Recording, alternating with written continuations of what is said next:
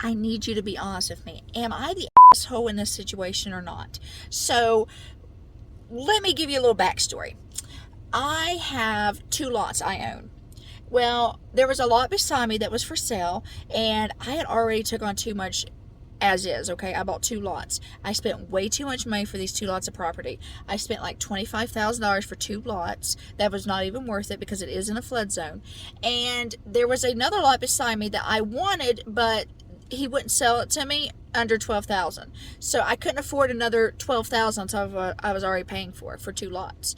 So I didn't get the third piece of property. But my uncle at the time, he didn't have anything. He was from pillar to post. It's just a sad situation. So I talked to my mom and I'm like, hey, should I let my uncle know about this piece of property and help him get it so that he could actually have him a home on, do what we're doing, putting a double wide on it, and have him a little piece of property and have something, And she's like, yeah. So we help him get it on a land contract, and he ends up getting it. And I kept telling him, I was like, listen, if there's any time that you decide you don't want this, hopefully I can be in a situation where I can take over the payments for you, and you just have to sign it over to me, and I will take over. And if you ever decide to sell it, let me know, because it is right beside me. It's in property, and I don't want neighbors. If you decide you don't want to be here. Oh yeah, I'll do that. Well, come to find out, we have a dispute over property lines. Real jerk. I'm trying to keep it mild here. I plant sunflowers. I spent I had like 25, 30 sunflower plants I put on the property line because there was a power line right behind it. And I wanted us to both know where the power line was and keep it on the property line. Well, he ends up getting froggy 6 o'clock in the morning before we're even up, and he digs them all up and takes my fence and everything and puts like barrels there saying this is his property and all this stuff, and caused a big dispute, like a huge dispute. Like we was like fighting over it because he dug up all my sunflowers. Well, later on, oh man, you went all the way to I went to the sunflowers, and that's how he got the property, and that's the dispute there. So we was happy when he decided to sell it. And we was like, he wouldn't even offer it to us. Like, there's no way in would ever offer it to us after that dispute, because, like, literally it was a bad dispute over sunflowers. And that's supposed to be family. Family is the worst. I'm telling you, they are the absolute worst. Like, you do not want to give family money, and you do not want to help family in any way when it comes to, like, living arrangements, letting people live with you, or like that, because it's always bad. So I've not seen a situation that is ever good. So you just no-nos. Anyway, tell me it's not no-nos. Have you ever heard of a situation where family live together that they don't take advantage, or something don't happen? No, it just don't happen. Okay. Not in your family. In my family, yeah. Not all the time. Okay, anyway, you just don't do that. I won't. Okay, I won't do it. I will not do it. I will help you get a hotel. I got you a hotel, and we can do a camper, because if you get tired of it, you can pull you off there, and you can go park. I told you I was going to put a mini home on our property. Anyway, you can go to Walmart's parking lot if it gets bad. Anyway, moral of the story is, I just don't do that. I don't do it. I've had too many situations. I just don't do it. Anyway, we're way off topic, Lynn. Thank you. He sells the property. And we get this young couple. This young couple seems to be very nice. They have a kid my daughter's age, and they was like, hey, when I wasn't very happy about getting neighbors to begin with, and like, we tried to tell them the honest truth. Hey, it floods. It's going to flood. You're probably not going to like it. There's coyotes, and you're city people, and we're in a country. We just try to be honest with them and let them know. And we did take into consideration that they're a younger couple, and they have a kid Kaylee's age. So that was exciting that Kaylee would have a neighbor next to her that is young and her age, and they could be friends and play together and stuff. So that was nice. So I done a neighborly thing. When they moved in, I gave them a Christmas gift for their little one, gave them some clothes. It was very, very nice. Helped them in any way we could. Then there was a dispute about, I feel like, should I even talk about this? Am I going way too in detail? You? Okay. Anyway, Never. I'm trying to give you guys an honest story, the backstory here. So they wanted us to sign an easement for them to come through our property for a water line, and I refuse. No, we already have an easement. We got flushed our property. There's no way. No, you are not digging up my yard. Well, to be fair, I told him in the very beginning. We told them in the very, very beginning before he even bought the property. before they even bought the property. You are not going to. We're not signing anything. I told him the situation with all the utilities. So I feel like that right there when we said no, because he called and asked multiple times, and each time was no. And I mean, that's not going to change. You're not. The water company just tears stuff up. They don't care how they put it back.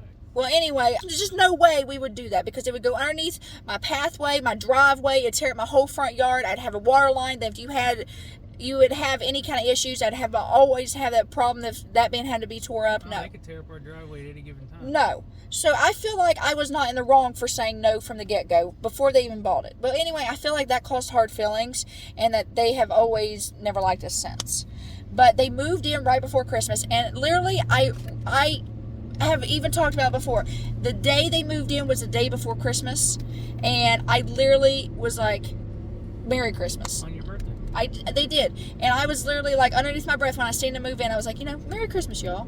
Because I know how exciting that is. But then they get this damn dog, and this dog they put outside a -degree weather, and then take it in on warm nights. But we have to listen to this friggin' dog beside our bedroom. And I will be honest, I like to go outside and have a peace of mind and just sit there and listen to the quietness. And I have a dog that barks and barks and barks and does not shut up. I am going crazy. It's not funny. I'm literally losing it. This dog does not shut up. So what do I do? Breathe.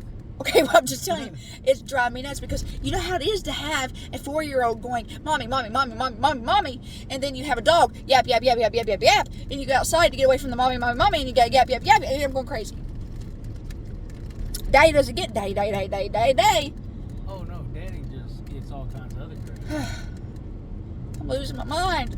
So what do I do about the dog? What'd you all do? And they don't even care about the dog. They throw it outside. It's chained. Oh my God.